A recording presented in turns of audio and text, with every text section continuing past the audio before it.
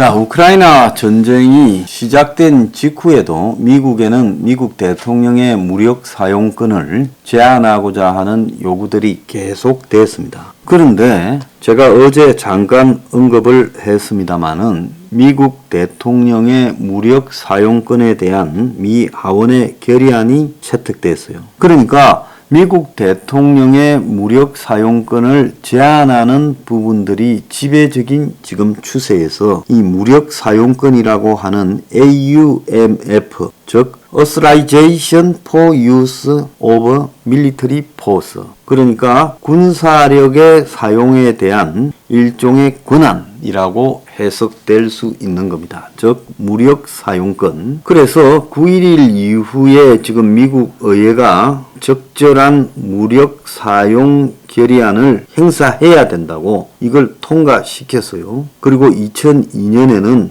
이라크에 대해서 무력 사용 결의안을 또 만들었어요. 그래서 이걸 근거로 이 미국의 조지 W. 부시 대통령이 아프간, 이라크를 차례대로 침공을 했습니다. 자, 그래서 이 무력 사용 권한은 의회와 대통령 간의 오랜 다툼의 원인이었습니다. 그래서 미국 헌법은 대통령에게는 총사령관으로서의 전쟁 수행권을, 의회에는 전쟁 선포권을 부여했는데 의회가 전쟁을 선포한 것은 1941년 일본의 진주만 침공에 대해서밖에 행사하지 않았고, 한국 베트남 전쟁은 의회가 아닌 미국 대통령의 자의적 판단으로 계속 수행되어졌고, 미국 의회는 월남전 이후에 미국 대통령을 견제하기 위해 1973년, 즉 월남전에서 미군이 철수한 이후에 미군 투입 관련 대통령의 문서 보고 의무, 군 사용의 종료 등을 규정한 전쟁 권한에 관한 결의안을 통과시켰어요.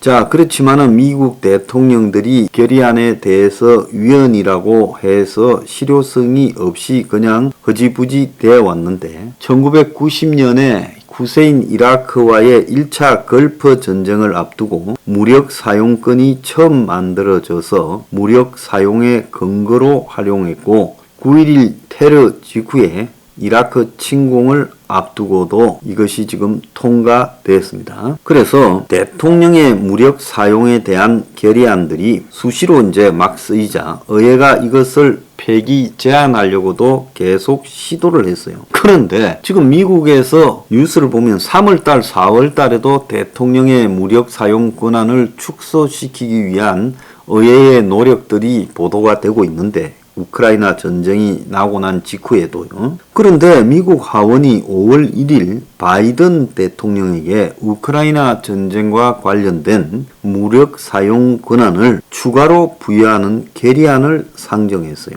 그래서 딱 내용을 규정해 놨습니다. 러시아가 핵이나 생화학 무기를 사용할 경우 미군을 신속하게 우크라이나에 파병하는 권한을 대통령에게 정권으로 위임한다는 거예요. 자, 미국이 의회가 나서서 무력 사용권을 제한해 왔는데 이거를 신속하게 인정을 했다는 것은 이건 뭘 의미하겠습니까? 이것은 그만큼 우크라이나 전쟁에 대한 미국의 시각이 급속하게 바뀌고 있다라는 것을 의미하는 겁니다.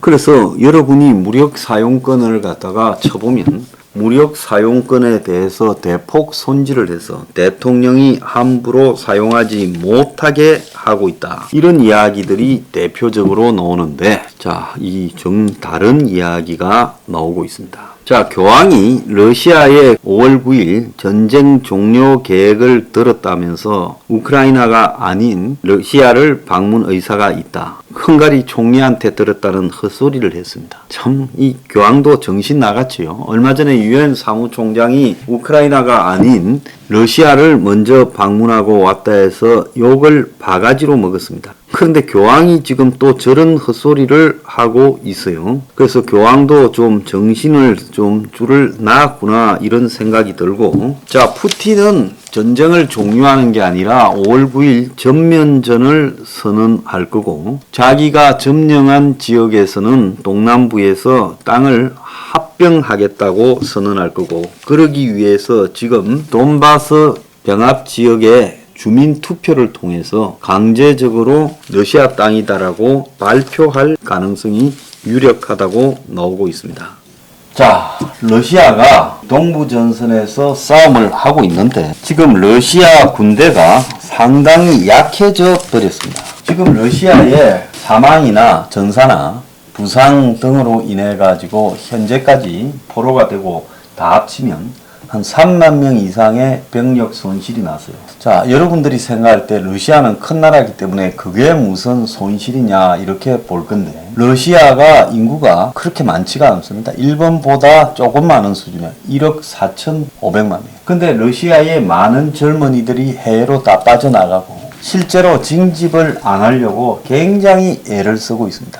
그래서 푸틴이 일반 젊은이들을 잡아다가 여기 우크라이나 전쟁으로 집어넣는데 굉장히 애로사항이 있기 때문에 직업 군인들을 넣어야 되는데 그게 지금 한계에 이르렀다는 거예요. 영국의 국방부는 러시아가 우크라이나 침공으로 물질적으로 개념적으로 굉장히 약해졌고 회복력이 쉽지 않다. 그래서 이 망가진 병사와 망가진 군 장비들을 대처하기가 쉽지 않다는 겁니다. 그러는 가운데 이 동부에서는 계속 공격을 하는데 하루에 12차례나 러시아군의 공격을 우크라이나군이 격퇴를 했다라는 이야기가 나오고 이 과정에서 40대에 이르는 러시아군 차량이 파괴되었다. 그리고 러시아의 무인 항공기도 여러 대 격추되었다라는 이야기도 나오고 있습니다.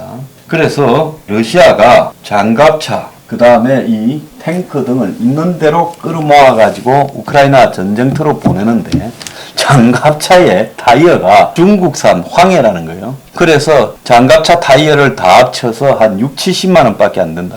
근데 실제 그걸 갖다가 제대로 된 타이어를 넣어야 굴러가는데 제대로 된 타이어를 넣으려면 한 2, 3천만 원의 타이어 비용이 들어간다는 거예요. 그래서 짜가 중국산 타이어 때문에 러시아군 장갑차가 병력을 이송하는데 거의 문제가 발생해서 병력 이송이 제대로 안 되고 있다. 그래서 이 창고에서 먼지 묻은 무기까지도 다 가지고 있다는 거예요. 그래서 지금 이중 방향에서 주로 공격을 해서 밑으로 뚫어 보려고 애를 쓰고 있는데 자, 이게 저항이 거세어져서 제대로 되지 않고 있고 이쪽 지역에 있는 핵심적인 거점 이 세레반스크라든지 주요 이 거점 지역들을 러시아가 하나도 확보하지 못하고 있다는 거죠. 그래서 어떻게 보면 이쪽은 러시아와 국경이 붙고 또 친러 지역의 사람들이 지원하는 곳이기 때문에 러시아에서 바로 공격하는 것과 같음에도 불구하고 병참이나 이런 문제가 크게 문제가 안 되는데도 전선의 이동이 거의 없다는 거예요. 그럼 우크라이나는 어쩌려고 있냐? 러시아가 소모할 만큼 소모한 뒤 6월달 쯤에 완전히 공격에 나서서 실질을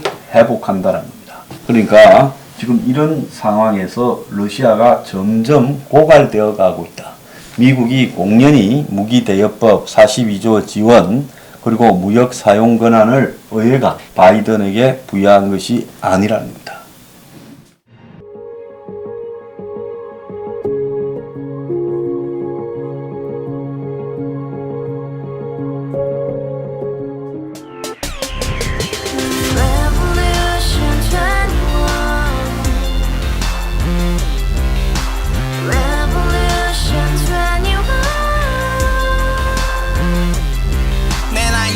월세 30 코인빚만 300 서울에 온지 벌써 10년 아둥바둥 버텼지만 여전히 난 반지 하에 제왕 곰팡이 연문제약 내 브랜 깡통망통 완전히 폭망 고시원 창문만큼 작아진 내 꿈 연애 결혼 내 집 모든 게 헛꿈 1년 전 떠난 여친 울며 말했지 같이 스파자 평생 가본 게 꼭꼭꼭하지